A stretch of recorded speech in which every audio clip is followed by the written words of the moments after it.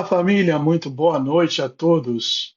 Terminamos a live tem 1 hora, acredito que perto disso.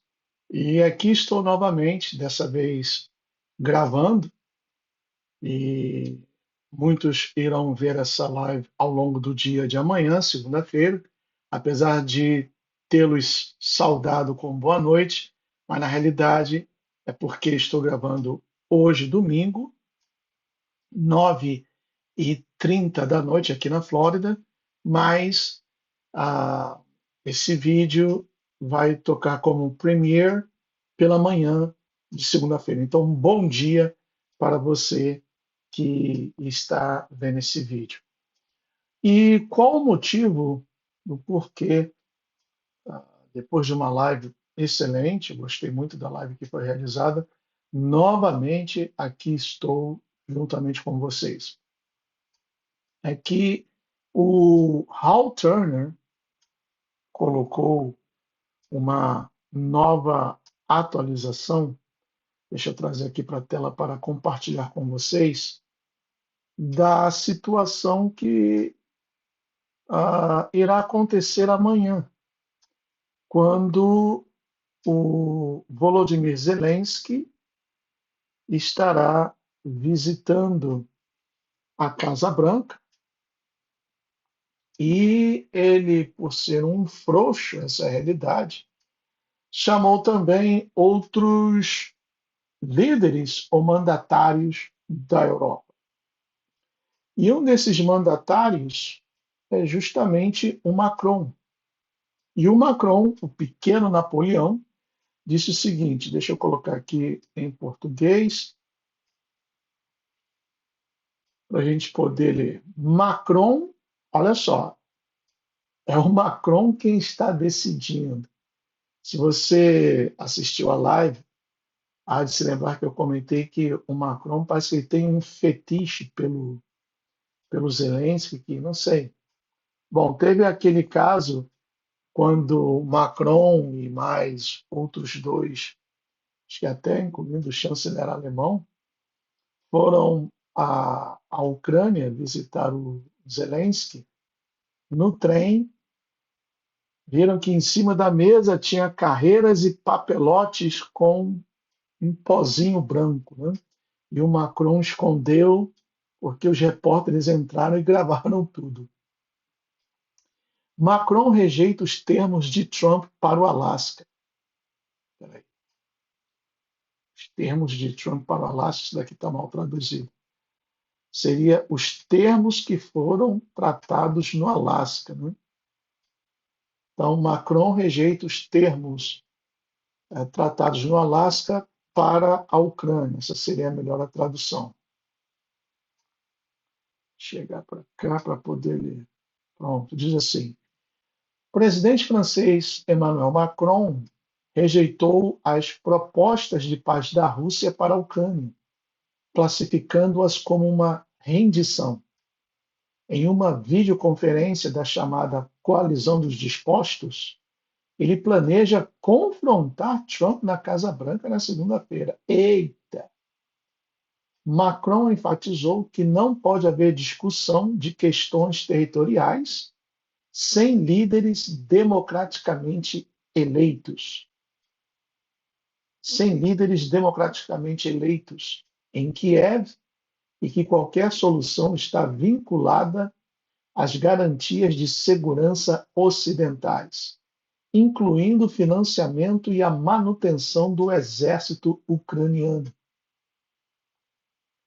O que ele parece não entender é que não há eleições legítimas na Ucrânia há anos. E é verdade. Esse governo invocou poderes de emergência e permaneceu no poder além do prazo de seu mandato. Por isso que, por várias vezes na live, eu falei que ele não é o presidente, que ele está ocupando ilegalmente a posição. Embora a Constituição da Ucrânia permita que o legislativo, a Verkhovna Rada, permaneça no poder durante tais emergências, ela, a Constituição ucraniana, não especifica que um presidente possa permanecer. Portanto, Zelensky não pode ser presidente da Ucrânia, porque o seu mandato expirou em maio de 2024. Ele já está há mais de um ano ocupando ilegalmente o posto. Macron afirmou que o próprio exército ucraniano é o primeiro pilar dessas garantias. Macron se recusa terminantemente a reconhecer que o exército ucraniano está a 60, 90 dias do colapso, mais cedo, se os Estados Unidos se retirarem, devido ao fracasso da Ucrânia em alcançar a paz. O segundo pilar, acrescentou Macron, é o envio de tropas ocidentais para a Ucrânia. Faz isso, Macron. Faz isso que vai dar certíssimo, meu querido. Bota a bucha de canhão que você tem de esposa, Brigitão, vai dar certinho, logo na linha de frente. Isso é absolutamente inviável. Os russos deixaram explicitamente claro que quaisquer tropas estrangeiras que entrem na Ucrânia serão alvos legítimos do exército russo. Segundo Macron, vários países estão prontos para enviar forças para treinamento, logística e presença em zonas fora da linha de frente. E os Estados Unidos serão convidados a se juntar a eles. Se a França ou qualquer outro país enviar tropas por conta própria, os russos provavelmente as matarão. O Putin tem também uma tara por Londres e Paris. Né? Não importa para os russos se essas tropas estrangeiras afirmarem estar realizando certas tarefas não combatentes. O Ocidente, há muito tempo, perdeu toda a credibilidade na questão da Ucrânia, mentindo e enganando deliberadamente a Rússia inúmeras vezes no passado.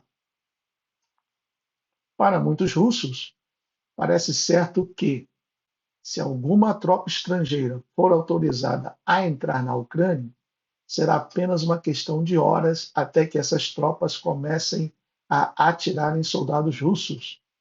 Não se pode confiar no Ocidente, diz o cidadão russo médio. Dado o fato de que foi então o presidente francês François Hollande, que participou da Conferência de Paz de Minsk em 2014, e depois admitiu que fez isso como um ardil, ou ardil, para ganhar tempo para a Ucrânia se preparar para a guerra. Não somente ele, como também a noiva do Chuck, se lembram dela? Angela Merkel. Quaisquer palavras que saiam da boca de outro presidente francês prometendo qualquer coisa são simplesmente inacreditáveis. Amanhã poderemos ver uma grande discussão retórica na Casa Branca, quando Zelensky e seus amigos belicistas da Europa forem informados sobre qual será a realidade. A Ucrânia deve aceitar todos os termos de paz da Rússia ou os russos não farão paz. O Ocidente está em menor número de armas, e não consegue fabricar armas com a rapidez necessária para evitar o colapso do exército ucraniano. A guerra na Ucrânia acabou. That's it. C'est fini. Seja por um acordo de paz ou daqui a 2 ou 3 meses. Oi, Bibitinho, vem para cá. Isso, aqui. Então, a guerra na Ucrânia acabou. Seja por um acordo de paz ou daqui a 2 meses, daqui a 2 ou 3 meses, quando a Ucrânia for simplesmente invadida pelos russos, a menos que o Ocidente realmente entre em combate e, assim, inicie uma terceira guerra mundial nuclear. Não há nada que possa ser feito para salvar a Ucrânia de uma paz imposta pela Rússia. E eu também estou de acordo.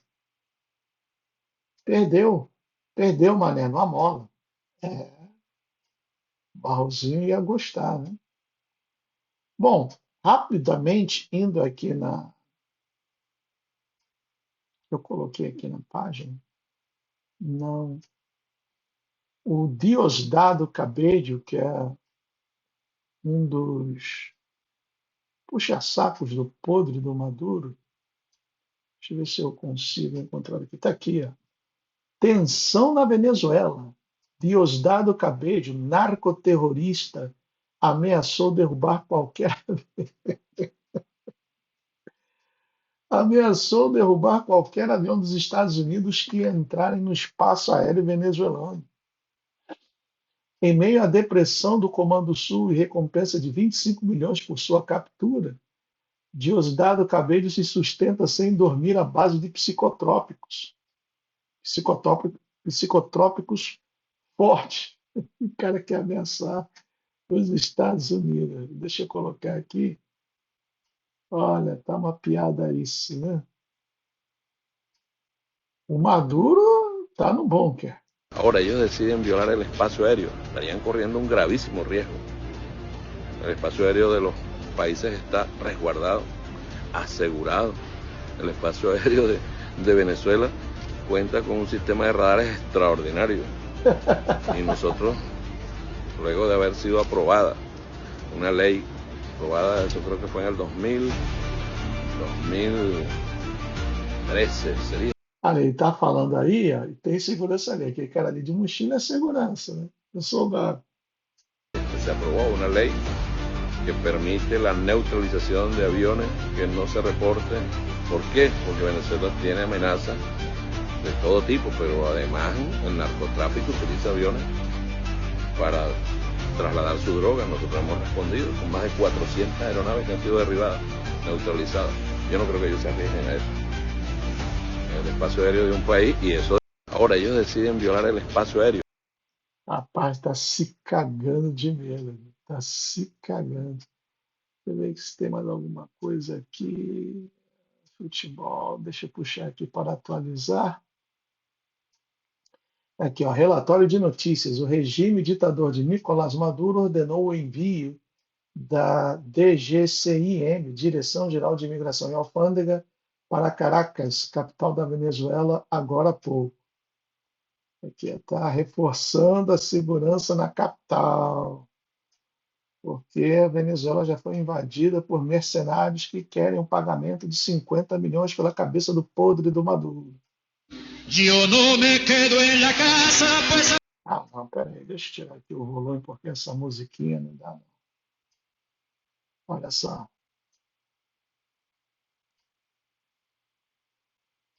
Acha que isso daí, um drone acaba com isso aí. Ó. Explode os primeiros, aí depois vão ficar aterrorizados, vem outro drone e pronto, completo serviço.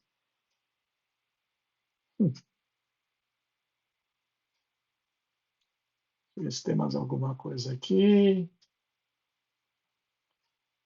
Parece que não. Ah, advogado Trump. A primeira bomba explode contra Moraes por não responder à intimação do Tribunal dos Estados Unidos. Ele tinha 21 dias, né? Vou tocar só um pedacinho, 8 minutos de vídeo. Ele tinha 21 dias para se defender. Doutor De Luca, o fato de a AGU ter se apresentado também como possível defensora do Alexandre de Moraes, isso também, não sei se o senhor sabe, mas também é uma ilegalidade, que a AGU existe para defender, como o próprio nome diz, a Advocacia Geral da União, para defender os interesses da União e não de um ministro específico da Suprema Corte. É isso mesmo, a AGU foi defender o Xandão, o ovo que tudo vê, mas a AGU é para defender a União, é para defender o Estado, não é para defender uma pessoa. E sendo essa pessoa também um funcionário do Estado, que é isso? Está tudo trocado. Brasileira. E isso deixa muito claro que a gente tem essa aliança fechada entre STF e PT com o STF comandando, né? Eu, pessoalmente, não tenho nenhum problema com o Alexandre de Moraes, ou ele não tem problema comigo, mas a AGU tem entrado com processo, inclusive contra mim, por injúria contra jornalistas, o que também é um absurdo. Funciona como um escritório particular de advocacia do Lula. Isso é um absurdo. Então, o que a gente pode esperar é talvez uma condenação a revelia do Alexandre de Moraes aqui no Tribunal da Flórida e que tipo de consequências isso poderia ter para ele e que tipo de consequências isso poderia ter, por exemplo, para o Alan dos Santos, que está aqui ao meu lado, para o Rodrigo Constantino, para todos os jornalistas e comunicadores que foram prejudicados pelo banimento das suas redes, dos seus canais no Brasil. O senhor poderia tentar explicar isso? O que a gente está pedindo estamos alegando que o ministro atuou de forma deliberada, com pleno conhecimento que ele estava atuando fora da lei, violando a lei brasileira, violando a lei americana, violando o tratado bilateral. E, porém, quando você viola a lei deliberadamente, você não tem direito como funcionário público, a ter imunidade. Então, por exemplo, eu fui procurador em Nova York 6 anos. Um exemplo que eu uso com frequência imagina eu falar para uns policiais, faz uma busca e apreensão na casa de fulano amanhã às 6 da manhã, tá? Entra lá, rompe tudo e pega as coisas. E os policiais falam para mim, perfeito, doutor, tudo pronto, e cadê o mandado assinado pelo juiz? E eu falo, fica tranquilo, eu estou te falando com minha autoridade que não precisa mandado não. Vai, bate a porta e faz a busca e apreensão de qualquer jeito. E nesse exemplo, vamos imaginar que eles façam a busca e apreensão, entra lá e alguém se machuca ou morre. E aí a família quer processar o Estado, tá? E quer processar os procuradores policiais de forma individual. Se é determinado que eu, como procurador, sabia qual era a lei, sabia o procedimento, sabia o protocolo, deliberadamente ignorei o protocolo e instruía outras pessoas a violar a lei, porque o mandado de busca e apreensão requer a assinatura de um juiz, né? Então, quando eu falo para os policiais, eu sei como que funciona, porque eu já fiz 1000 buscas de apreensão. Mas nessa aqui, deixa comigo, com minha autoridade, vocês podem ir lá. E eu encaminho os policiais para fazer isso, eu estaria atuando fora da minha autoridade oficial, porque eu estou atuando de forma deliberada, violando a lei que eu sei que estou violando. Então, eu sei que estou violando as regras de jogo e estou fazendo isso intencionalmente. Se isso é provado, a pessoa perde imunidade oficial e a pessoa pode ser responsabilizada como pessoa física. Então, nesse caso, se tivermos uma notificação construtiva, o processo rolaria sem a presença do réu, porque um processo civil, né? Um processo criminal nos Estados Unidos não pode, mas um processo civil pode. Aí o processo vai avançando de forma civil até chegar a uma sentença. E aí pode ser sentenciado, e a sentença geralmente são danos monetários. Então você tem uma sentença que pode ser executada globalmente contra os bens, os ativos da pessoa física, né? Também poderia obter uma sentença contra o Estado, mas nesse momento a ação da Rumble é contra Alexandre de Moraes, só Alexandre de Moraes, não contra todo o governo brasileiro e não contra... Max Cardoso falando aqui, jornalista da Timeline. Prazer falar com o senhor. Eu queria entender o seguinte, ele então estaria meio que evitando, né, para não usar aqui a palavra fugindo de ser notificado do processo que está ocorrendo aqui, e ele pode fazer isso de maneira indefinida, ou seja, o processo não anda enquanto ele não for notificado. Como que a gente pode esperar aí o avanço desse processo se ele não for, né, se ficar fugindo aí, evitando sempre essa notificação? Não, isso não é indefinido, tá? O que acontece é o seguinte, quando você tenta e demonstra que você tentou de todos os jeitos razoavelmente possíveis fazer uma tentativa de notificação e não está conseguindo, eventualmente, especialmente numa situação na qual o país inteiro, o continente inteiro, né, está falando sobre o caso, é uma ficção legal, até certo ponto, fingir que o ministro não está sabendo do processo, né? Então, se chegarmos a esse ponto, a juíza do processo poderia chegar à conclusão de que tem uma notificação, por dizer assim, uma notificação construtiva, né? Que, baseado em todas as circunstâncias e todos os fatos conhecidos à corte, não tem como concluir que a pessoa não está sabendo do processo. E isso poderia permitir o processo avançar. Em outras palavras, ele será julgado à revelia, será condenado, e os Estados Unidos poderão pegá-lo em qualquer parte do mundo, inclusive até no Brasil. É claro que no Brasil não vão querer entregá-lo, né? Mas existe uma tropa de elite chamada SEALs, que eles também têm como, entre tantas outras, especialidade de, vamos colocar assim, sequestrar pessoas que são desejadas pelo Estado americano, para deixar a coisa bem mais, assim que digamos, suave aos ouvidos. Pois é, Xandão, o que você fez vai começar a pagar, já está pagando, né? Isso é inevitável, é a lei do retorno. Deixa eu trazer aqui de volta para mim a câmera.